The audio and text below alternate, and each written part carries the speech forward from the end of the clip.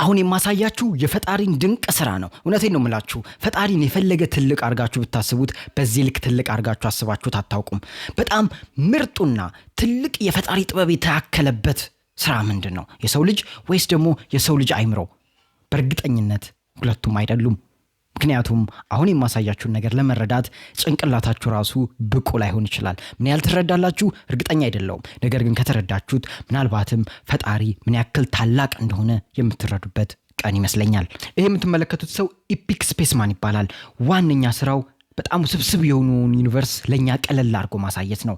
ታዲያ አሁን የምንመለከተው በአንድ የመዋኛ ገንዳ ውስጥ ምን ያክል እኛን መሰል ጋላክሲዎች እንደምናስገባ ነው። ቀለል አድርጋችሁ ተመልከቱት። እኛ የምንኖርበት ዓለም ላይ ፀሐይ አለች፣ እኛ የምንኖርበት ዓለም ላይ ጨረቃ አለች፣ እኛ የምንኖርበት ዓለም ላይ በጣም በርካታ ፕላኔቶችና በርካታ ከዋክብቶች ይገኛሉ። ታዲያ ይህ ሁሉ በአንድ ጠቃሎ ጋላክሲ ይባላል። ታዲያ ይህ አንድ ጋላክሲ ውስጥ ይህ ሁሉ ተአምር ካለ የምናየው በአጠቃላይ ሁለንተና ውስጥ ምን ያክል ጋላክሲዎች እንዳሉ ነው። ይህንን አይታችሁ እስካልጨረሳችሁ ድረስ ጭንቅላታችሁ ሙሉ በሙሉ ለመቀበል እጅግ በጣም ይቸገራል። እስቲ አብረን እንመልከት። በዚህ መዋኛ ገንዳ ውስጥ አንድ ሲሪያል እያስቀመጠ ነው። ነገር ግን የሚያስቀምጠው አንድ ብቻ አይደለም። እያንዳንዱ አንድ ሲሪያል አንድ ጋላክሲ ያንን ሁሉ ተአምር ተወክላለች። ታዲያ አሁን ምን ያክል ጋላክሲዎችን የሚችል ይመስላችኋል? ይህ የመዋኛ ገንዳ እንመልከት። እነዚህ ሁሉ የምትመለከቷቸው የሚፈሱ ሲሪያሎች አንድ እንደኛ አይነት ጋላክሲ ነው የሚወክሉት። እንደኛ አይነት ፕላኔት፣ እንደኛ አይነት ፀሐይ፣ እንደኛ አይነት ፕላኔቶች በርካታ ነገሮችን በውስጡ ያቀፈ። ታዲያ ምን ያክል ብዛት ያላቸው ይመስላችኋል? እንመልከት።